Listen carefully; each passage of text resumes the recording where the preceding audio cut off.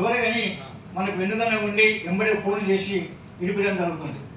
అదేవిధంగా ఉద్యమాన్ని యొక్క స్ఫూర్తిని పెంచాలంటే ఒక పబ్లిక్లో ఇష్యూ రావాలంటే మన దేవుడి ప్రకాష్ రెడ్డి గారు ఫస్ట్ హౌస్ కమిటీ చైర్మన్ ఉండి మనకు ప్రతి ఇష్యూలో ఒకటి తీసుకొని వచ్చేస్తే పబ్లిక్ ఇష్యూ అయిపోయి 16 చాలా ఇంపార్టెంట్ అని చెప్పి ప్రజలు అనుకోవడం జరిగింది. ప్రజలు మమేకమైనప్పుడు తర్వాత గౌరవనీయులు ఉత్తమ్ కుమార్ రెడ్డి కూడా సెకండ్ హౌస్ కమిటీ చైర్మన్ ఉన్నప్పుడు కూడా మనము ఎందుకంటే మనం ఉద్యమం చేస్తున్నాం తెలంగాణ కోసం కన్నప్పుడు వాళ్ళ ఆధ్వర్యంలో ఎక్స్పోజ్ కావడానికి ప్రజలంతా మమేకం రావడానికి వాళ్ళ యొక్క కోఆపరేషన్ మనకు 100% మన మీద ఉంది.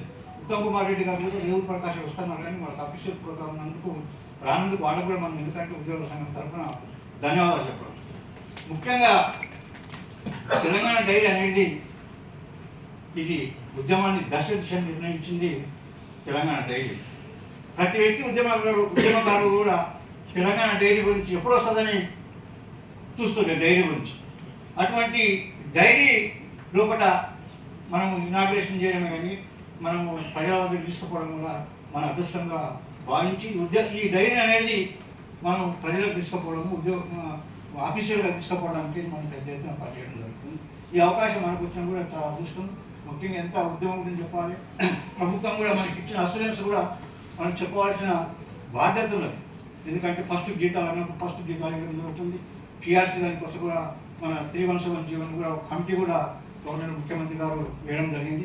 అవన్నీ ప్రాసెస్ అవుతున్నాయి. ఆ ప్రాసెస్ అయిపోకుండా ఎలక్షన్స్ కూడా వస్తుంది కాబట్టి మనకు కొన్ని డిలే కావచ్చు కానీ మనకంతా ఈ ప్రభుత్వంలో కూడా పాజిటివ్ అవుతుందని మనం అందరం అనుకొని ప్రభుత్వానికి మన బాధ్యత ఏమిటంటే ప్రజలకు ఉద్యోగులకు అదే ప్రభుత్వానికి అనుసంధానంగా పనిచేసి వచ్చిన ప్రభుత్వం యొక్క స్కీమ్స్ అనేవి ప్రజల వద్ద తీసుకోవాల్సిన బాధ్యత మన అందరిది ఉన్నది. మనం ఉంటామని ఈ సభాముఖి అందరితో చెప్పడం జరుగుతుంది. అదేవిధంగా గౌరవనీయంగా స్పీకర్ గారు మన ప్రసాద్ కుమార్ గారు డైరీ ఈ సంవత్సరం 2004 డైరీ రిలీజ్ చేస్తారని తెలంగాణ ఉద్యోగ సంఘం చేస్తారని అందరి మధ్యాహ్నం డైరీ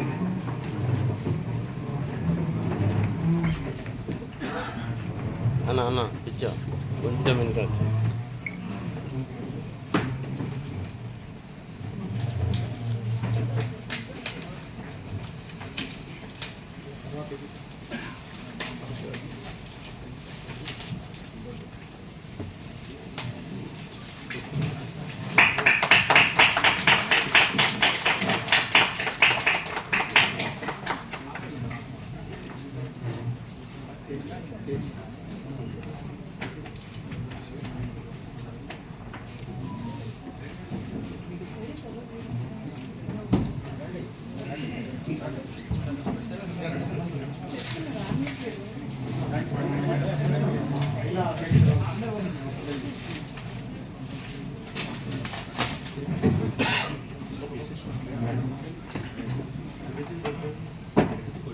This